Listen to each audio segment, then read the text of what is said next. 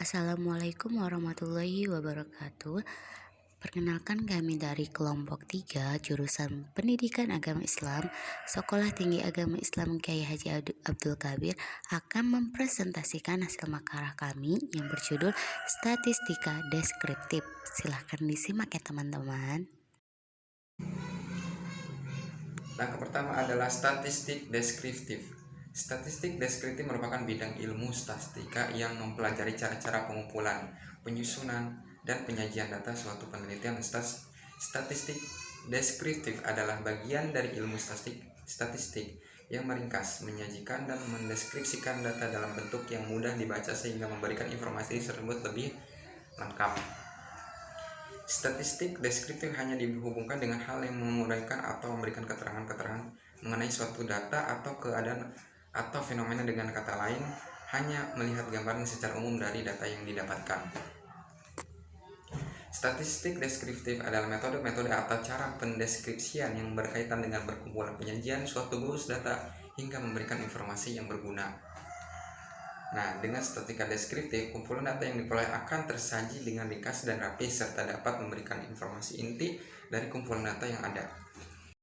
Informasi yang dapat diperoleh dari statistik deskriptif ini antara lain penyajian data, distribusi frekuensi, ukuran pemusatan data, ukuran penyebaran data, serta ukuran variasi dan koefisien variasi.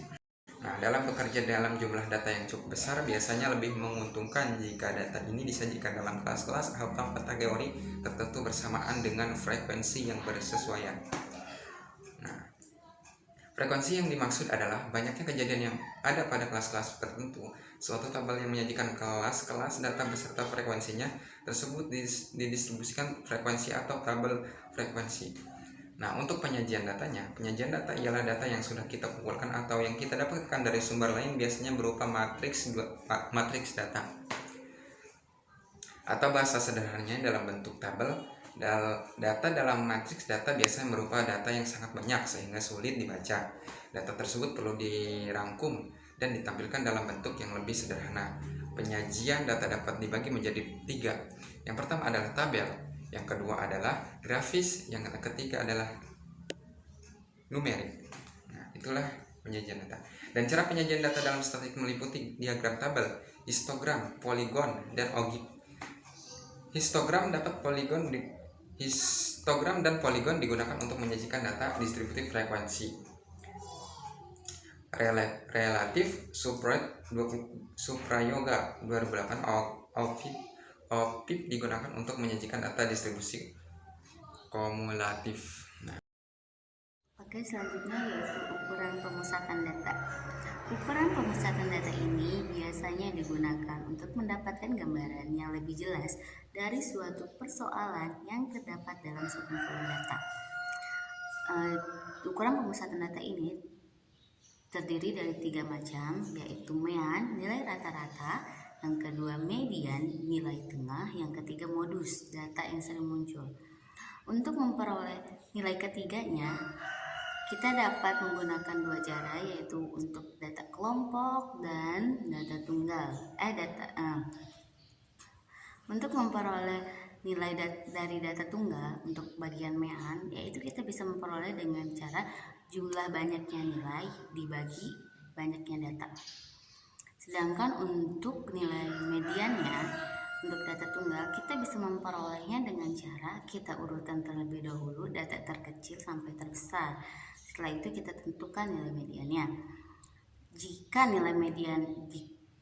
datanya ini, jumlah datanya ini ganjil, kita bisa memperoleh nilai mediannya itu yang berada di tengah-tengah. Sedangkan untuk yang genap, kita bisa memperolehnya dengan cara kita jumlahkan 2 data yang ada di tengah-tengah dibagi 2. Selanjutnya untuk modus, yaitu untuk data tunggal modus, cara menentukannya pertama kita urutkan terlebih dahulu dari terkecil sampai terbesar. Setelah itu kita tentukan jumlah banyaknya data yang sering muncul. Oke, selanjutnya yaitu untuk bagian data kelompoknya. Teman-teman bisa lihat rumusnya di atas ya. Di situ ada untuk bagian mean, yaitu sigma Fi dikali Xi dibagi sigma Fi. Nah, untuk sigma Fi dikali Xi yaitu jumlah hasil perkalian frekuensi dikali nilai tengah ya, dibagi sigma Fi yaitu jumlah frekuensi untuk mean. Sedangkan untuk median yaitu rumusnya B ditambah P dikali setengah dikali N diambil F besar dibagi F kecil. Nah, untuk B ini yaitu batas bawah kelas median, untuk P-nya panjang kelas, untuk N-nya banyaknya data, sedangkan untuk F besar yaitu jumlah frekuensi sebelum kelas dan F kecilnya frekuensi kelas. Oke, selanjutnya bagian modus. Rumusnya yaitu B ditambah P dikali D1 dibagi D1 ditambah D2. Nah, untuk B dan P-nya sama kayak median, yaitu B batas bawah kelas modus dan P-nya panjang kelas modus, dan D1-nya yaitu frekuensi kelas modus diambil frekuensi kelas sebelumnya. Dan untuk D2-nya yaitu frekuensi kelas modus diambil frekuensi kelas selanjutnya. Gimana teman-teman, udah mengerti? Oke, kita lanjut ke slide berikutnya yaitu ukuran penyebaran data. Ukuran penyebaran data ini yaitu suatu ukuran yang membagi urutan data menjadi beberapa kelompok sesuai dengan letaknya dalam urutan. Nah, ukuran penyebaran data ini terdiri dari 3 yaitu kuartil, desil, dan persentil. Nah, ini dia rumusnya.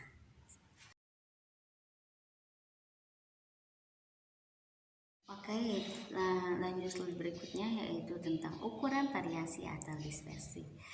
Ukuran variasi atau dispersi ini merupakan ukuran atau tingkat penyebaran data yang diukur terhadap nilai rata-rata hitungnya atau distribusi data terhadap nilai rata-ratanya.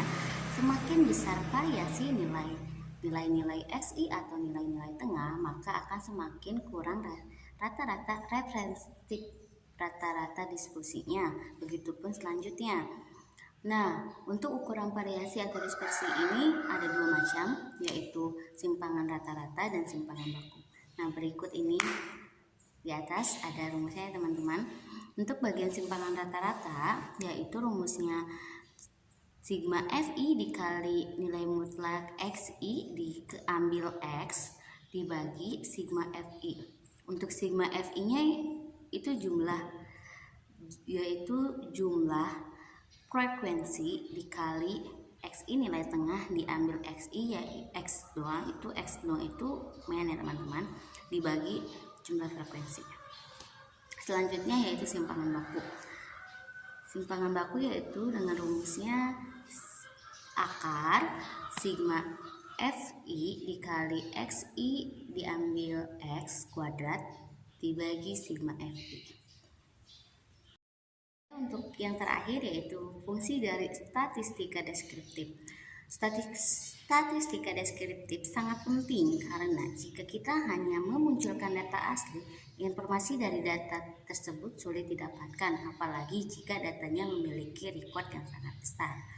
Nah, fungsi dari statistika deskriptif ini yaitu untuk menyediakan informasi dasar tentang variabel dalam data dan untuk menonjolkan potensi hubungan antar variabel. Itu fungsi dari statistika deskriptif. Oke, mungkin cukup sekian dari kelompok kami. Kurang lebihnya mohon maaf dan jangan lupa untuk di like ya teman-teman sebagai nilai untuk tugas kita. Terima kasih. Wassalamualaikum warahmatullahi wabarakatuh.